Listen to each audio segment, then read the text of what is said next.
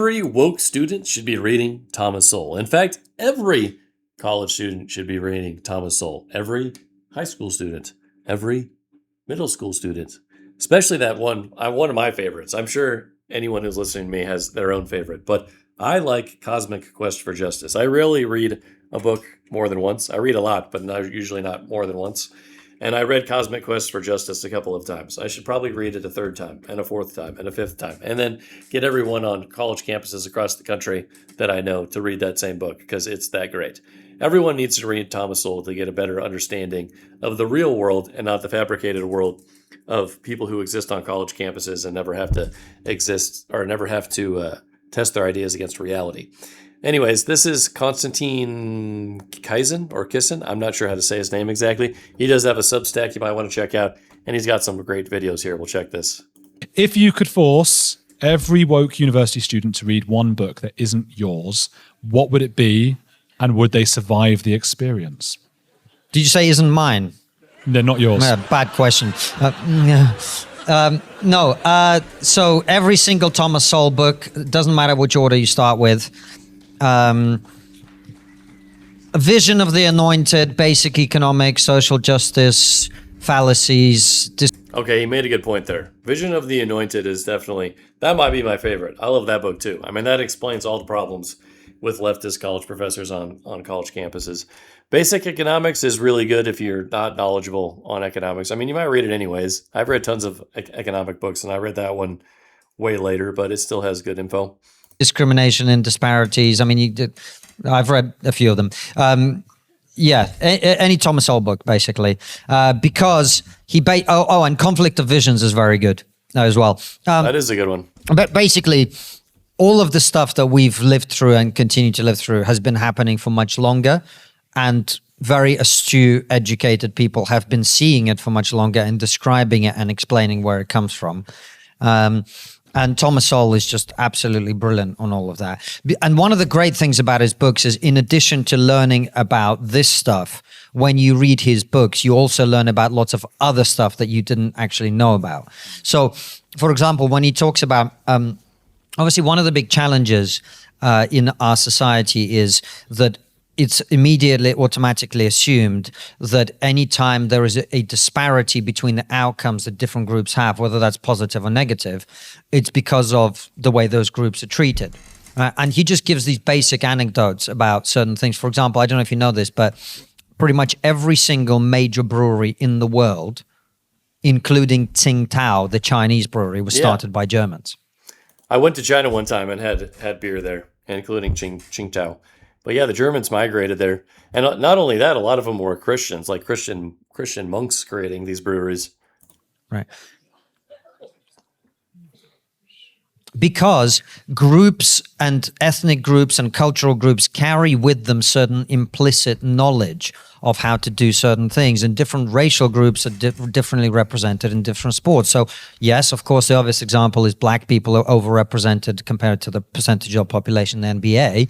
White people overrepresented in ice hockey, Latinos overrepresented in baseball, on and on and on it goes. The point being is there are no natural variations between groups over time and over geography and over place.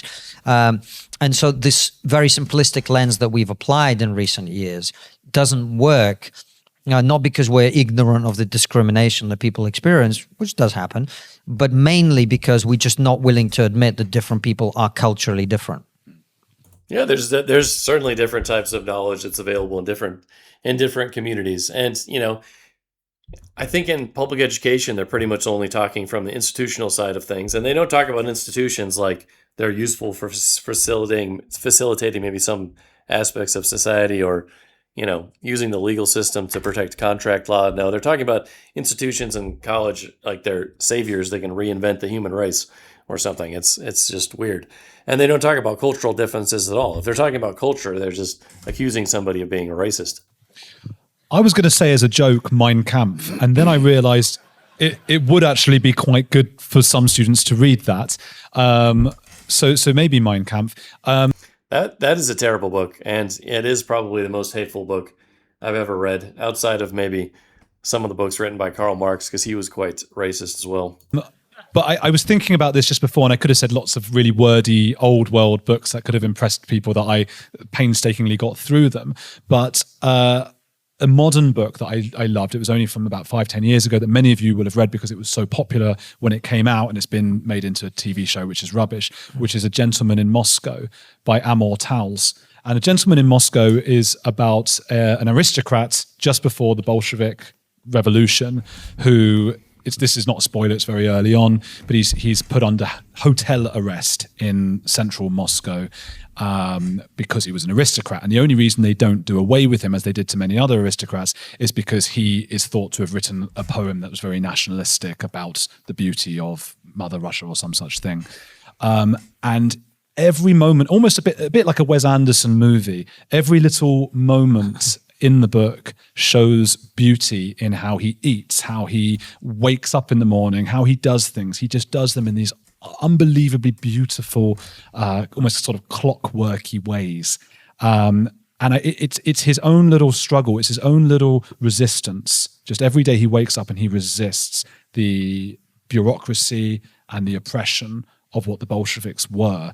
And I feel like, and unfortunately the TV show, of course, they went and made it a bit woke. They made the Bolsheviks much nicer and of course they gave did. them really good points and good lines and things. And I think, if you want to see an example of BBC bias, read the book first and then go and watch that. And it's mental. I mean, they didn't understand what they were killed all kinds of innocent reading, people, I suppose. But it's a book about his struggle, is it? It's a book about his...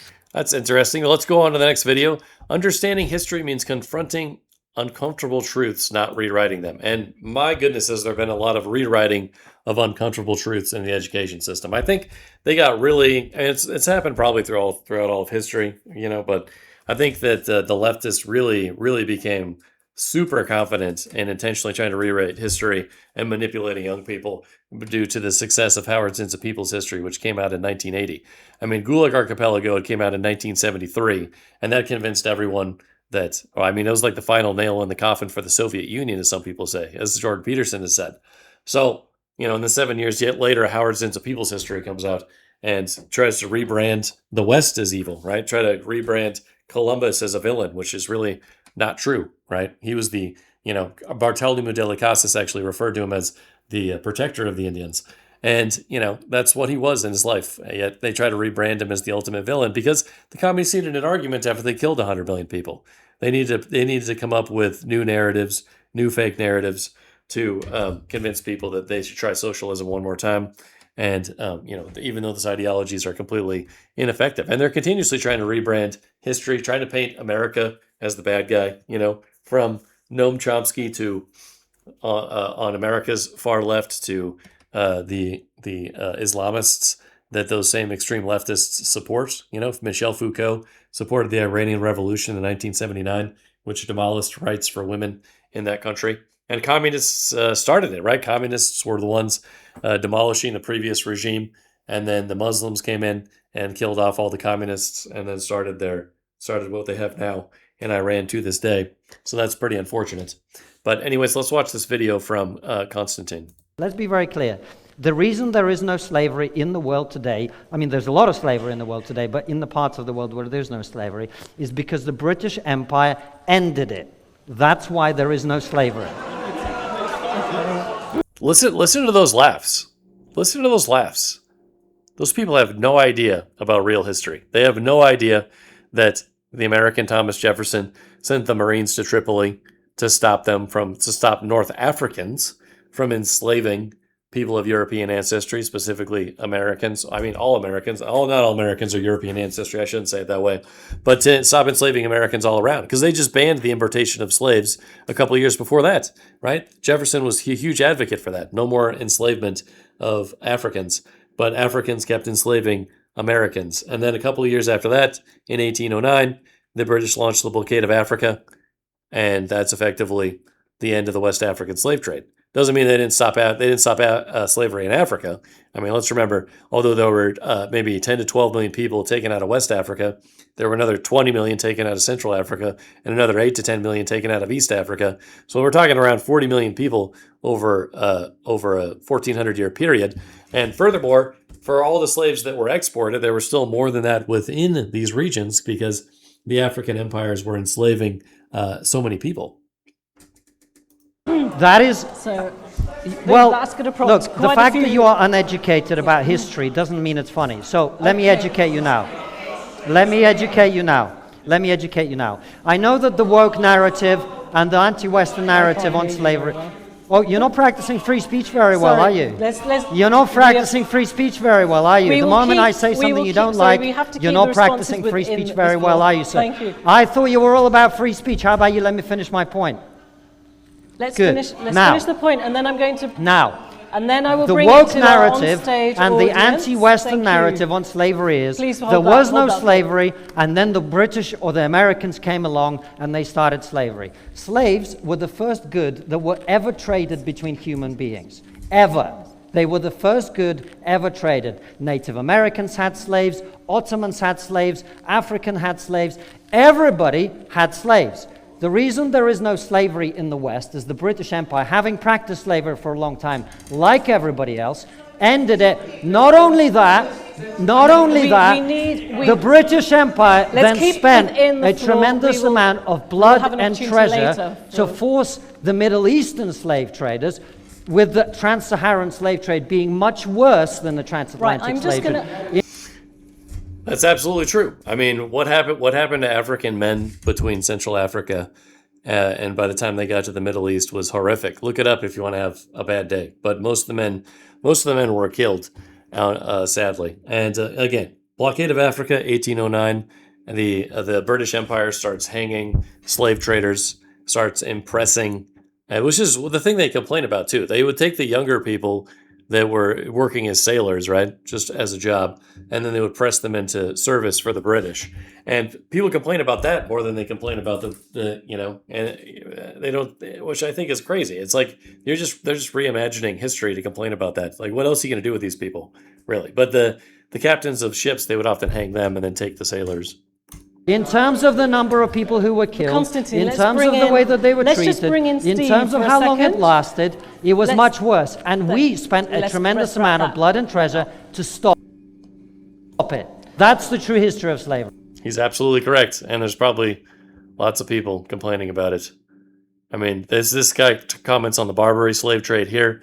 That's true as well. That was a horrible slave trade that lasted something like 400 years.